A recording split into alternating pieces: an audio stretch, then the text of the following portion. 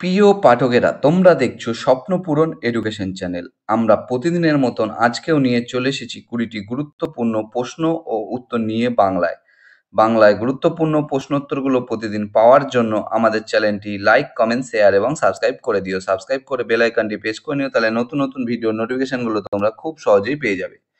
এবং আপকামিং পরীক্ষার জন্য এই প্রশ্নোত্তরগুলো কিন্তু খুব গুরুত্বপূর্ণ, তাই ভুলেও কেউ ভিডিওটা স্কিপ করো না, পুরো ভিডিওটা অবশ্যই মনোযোগ সহকারে দেখো। এবং নতুন যারা আমাদের চ্যানেল প্রশ্নোত্তরের ভিডিওগুলো দেখছো তারা অবশ্যই লাইক, কমেন্ট, শেয়ার এবং সাবস্ক্রাইব করে দিও। সাবস্ক্রাইব করে বেল আইকনটি প্রেস করে নিও, তাহলে নতুন নতুন ভিডিও নোটিফিকেশনগুলো তোমরা খুব সহজেই পেয়ে যাবে।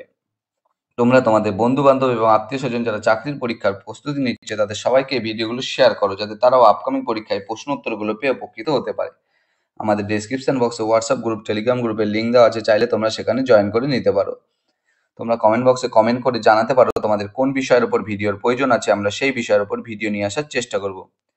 তাই আর সময় নষ্ট না করে চলে আসি আজকের প্রথম প্রশ্নে যাওয়ার আগে বলতে চাই, তোমরা কিন্তু প্রশ্নগুলো দেখা মাত্র কমেন্ট বক্সে উত্তর করার চেষ্টা করবে। তোমরা কিন্তু কেউ প্রশ্নগুলোর কমেন্ট বক্সে উত্তর করছো না, তাই তোমরা কিন্তু দেখা মাত্রই প্রশ্নগুলো কমেন্ট বক্সে উত্তর করো। আজকের প্রথম প্রশ্ন, 1 নম্বর প্রশ্ন, বাতাসের আর্দ্রতা পরিমাপক যন্ত্রের নাম কি? তোমাদের সামনে 4টে অপশান রয়েছে।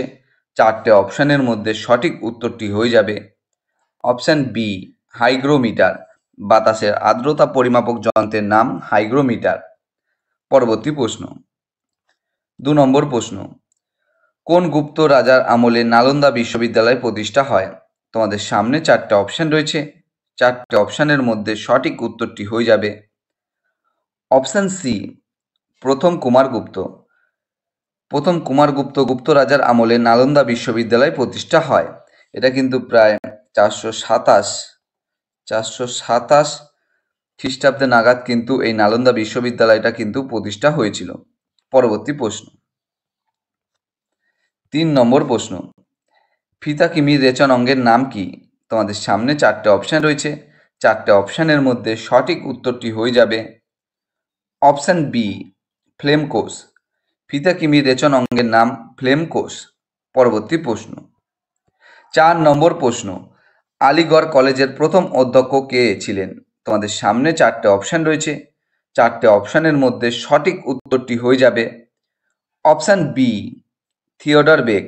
আলিগড় কলেজের প্রথম অধ্যক্ষ ছিলেন Theodore Beck. Sir Syed Ahmed Khan কিন্তু 1875 সালে স্যার সৈয়দ আহমেদ খান কিন্তু 1875 সালে কিন্তু এই আলিগড় বিশ্ববিদ্যালয় প্রতিষ্ঠা করেছিলেন, এবং এর নাম ছিল কিন্তু, যখন 75 সালে এটি তৈরি হয়েছিল তখন এর নাম ছিল কিন্তু মোহামেডান অ্যাংলো ওরিয়েন্টাল কলেজ। এবং এটি 1920 সালে কিন্তু 1920 সালে আলিগড় কলেজের নামে পরিচিত হয়। পরবর্তী প্রশ্ন, 5 নম্বর প্রশ্ন, ন্যাটোর সদর দপ্তর কোথায় অবস্থিত? তোমাদের সামনে 4টে অপশান রয়েছে। 4টে অপশানের মধ্যে সঠিক উত্তরটি হয়ে যাবে অপশান ডি, ব্রাসেলস। ন্যাটোর সদর দপ্তর ব্রাসেলসে অবস্থিত। এটি কিন্তু বেলজিয়ামের ব্রাসেলসে অবস্থিত, এবং এটি প্রতিষ্ঠা হয়েছিল 4th এপ্রিল 1949 সালে। 4th এপ্রিল 1949 সালে কিন্তু ন্যাটো তৈরি হয়েছিল, এবং এটি বেলজিয়ামের ব্রাসেলসে অবস্থিত। পরবর্তী প্রশ্নে যাওয়ার আগে, এই ন্যাটোর কিন্তু এখন বর্তমান সদস্য আছে 32টা দেশ, কিন্তু এই ন্যাটোর বর্তমান সদস্য আছে 32টা দেশ। পরবর্তী প্রশ্ন,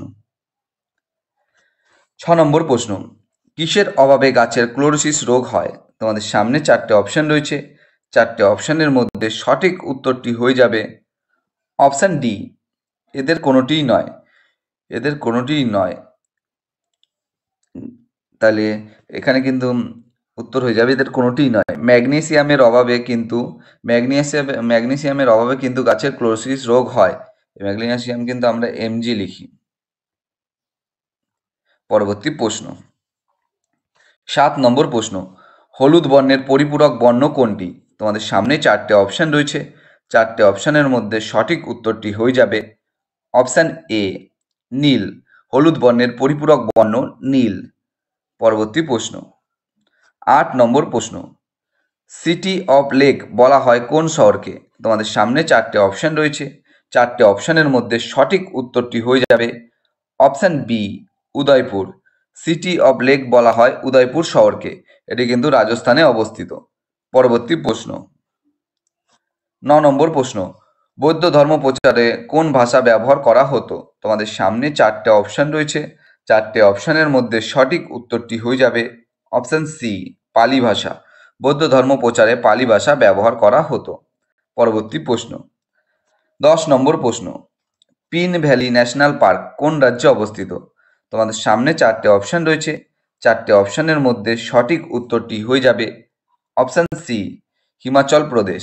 pin Valley National Park Himachal Pradesh রাজ্যে অবস্থিত। এটি কিন্তু হিমাচল প্রদেশের লাহুল ও স্পিতি জেলায় একটি ঠান্ডা মরুভূমি অঞ্চলে অবস্থিত।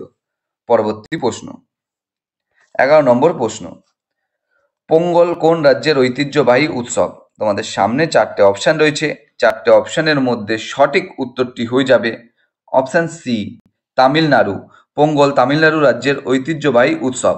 এটি কিন্তু 4 দিন ব্যাপী একটি উৎসব। তামিল সৌর ক্যালেন্ডার অনুযায়ী কিন্তু জানুয়ারি মাসের মাঝামাঝি সময়ে পালিত হয় এবং এটি সূর্য দেবতাকে উৎসর্গ করা হয়। এই পোঙ্গল উৎসব কিন্তু সূর্য দেবতাকে উৎসর্গ করা হয়।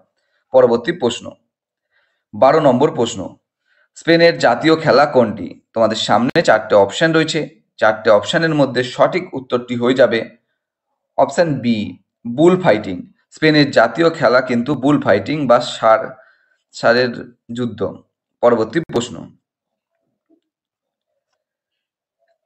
13 নম্বর প্রশ্ন, বৃক্কের গঠনমূলক ও কার্যমূলক একক কি? তোমাদের সামনে 4টে অপশন রয়েছে। 4টে অপশনের মধ্যে সঠিক উত্তরটি হয়ে যাবে অপশন সি, নেফ্রন। বৃক্কের গঠনমূলক ও কার্যমূলক একক কিন্তু নেফ্রন। 14 নম্বর প্রশ্ন, পরবর্তী প্রশ্ন 14 নম্বর প্রশ্ন, ইলেকট্রন কে আবিষ্কার করেছিলেন? তোমাদের সামনে 4টে অপশন রয়েছে। 4টে অপশনের মধ্যে সঠিক উত্তরটি হয়ে যাবে option C, J J Thomson. Electron আবিষ্কার করেন জে জে থমসন। ইনি কিন্তু 1897 সালে কিন্তু এই ইলেকট্রন আবিষ্কার করেছিলেন জে জে থমসন। পরবর্তী প্রশ্ন, 15 নম্বর প্রশ্ন, অপরিণত শুক্রাণু থেকে পরিণত শুক্রাণু তৈরি হওয়ার প্রক্রিয়াকে কি বলে? তোমাদের সামনে 4টে অপশন রয়েছে। 4টে অপশনের মধ্যে সঠিক উত্তরটি হয়ে যাবে অপশন এ, স্পার্মাটোজেনেসিস। অপরিণত শুক্রাণু থেকে পরিণত শুক্রাণু তৈরি হওয়ার প্রক্রিয়াকে বলে স্পার্মাটোজেনেসিস। স্পার্মাটোজেনেসিসের কিন্তু একটি বৃহৎ প্রক্রিয়া। এটা হচ্ছে স্পার্মাটোজেনেসিস কিন্তু একটি বৃহৎ প্রক্রিয়া যার মধ্যে কিন্তু স্পার্মিওজেনেসিস হয়। এই স্পার্মিওজেনেসিস কিন্তু একটি বৃহৎ প্রক্রিয়া যার মধ্যে কিন্তু স্পার্মিওজেনেসিসটাও হয়। পরবর্তী প্রশ্ন, 16 নম্বর প্রশ্ন, বেরি রোগ কোন ভিটামিনের অভাবে হয়? তোমাদের সামনে 4টে অপশন রয়েছে। 4টে অপশনের মধ্যে সঠিক উত্তরটি হয়ে যাবে অপশন এ, থায়ামিন। বেরি রোগ থায়ামিন ভিটামিনের অভাবে হয়। এই থায়ামিন ভিটামিন কিন্তু ভিটামিন এ, ভিটামিন বি1 এর অভাবে হয়। এটা কিন্তু ভিটামিন বি1 এর অভাবেও হয়। এই থায়ামিনটা কিন্তু ভিটামিন বি1। পরবর্তী প্রশ্ন, 17 নম্বর প্রশ্ন, ভারত ছাড়ো আন্দোলন কবে শুরু হয়? তোমাদের সামনে 4টে অপশন রয়েছে। 4টে অপশনের মধ্যে সঠিক উত্তরটি হয়ে যাবে অপশন সি, 9 আগস্ট 1942। ভারত ছাড়ো আন্দোলন শুরু হয় 9 আগস্ট 1942।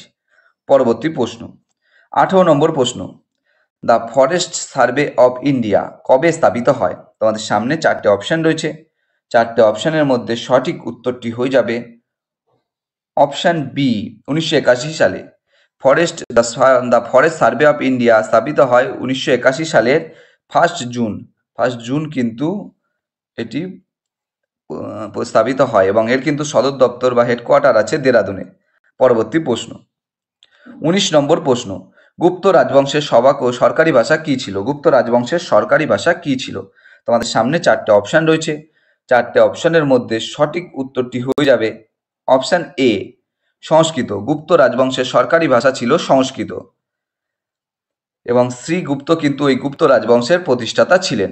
পরবর্তী প্রশ্ন, 20 নম্বর প্রশ্ন এবং আজকের শেষ প্রশ্ন, উত্তর গোলার্ধে কোন তারিখে মহাবিষুব হয়? তোমাদের সামনে 4টে অপশন রয়েছে। 4টে অপশনের মধ্যে সঠিক উত্তরটি হয়ে যাবে অপশন বি, 21শে মার্চ। উত্তর গোলার্ধে 21শে মার্চ তারিখে মহাবিষুব হয়। বন্ধুরা, তোমাদের জন্য আজকে 20টাই প্রশ্ন উত্তর ছিল। 20টা প্রশ্ন উত্তরের মধ্যে তোমরা কটি সঠিক উত্তর দিতে পেরেছো তোমরা কিন্তু অবশ্যই কমেন্ট বক্সে কমেন্ট করে জানিও। এবং প্রশ্ন উত্তরগুলো পেয়ে যদি তোমরা উপকৃত হয়ে থাকো, অবশ্যই আমাদের চ্যানেলটি লাইক, কমেন্ট, শেয়ার এবং সাবস্ক্রাইব করে দিও। সাবস্ক্রাইব করে বেল আইকনটি প্রেস করে নিও, তাহলে নতুন নতুন ভিডিও নোটিফিকেশনগুলো তোমরা খুব সহজেই পেয়ে যাবে। এবং আপকামিং পরীক্ষায় কিন্তু এই প্রশ্ন উত্তরগুলো কিন্তু খুব গুরুত্ব, তাই কেউ ভুলেও ভিডিওটা কিন্তু স্কিপ করো না। এবং তোমরা তোমাদের বন্ধু বান্ধব, আত্মীয় স্বজন যারা চাকরি পরীক্ষার প্রস্তুতি নেয় তাদের সবাইকে কিন্তু এই ভিডিওগুলো শেয়ার করে দিও, যাতে তারা আপকামিং পরীক্ষায় প্রশ্ন উত্তরগুলো পেয়ে উপকৃত হতে পারে। তোমরা কিন্তু কমেন্ট বক্সে কমেন্ট করে জানাতে পারো তোমাদের কোন বিষয়ের উপর ভিডিওর প্রয়োজন আছে, আমরা সেই বিষয়ের উপর ভিডিও নিয়ে আসার চেষ্টা করব। সবাই কিন্তু ভালো থেকো, সুস্থ থেকো। দেখা হবে আবার পরবর্তী একটি নতুন ভিডিওতে। ধন্যবাদ সবাইকে।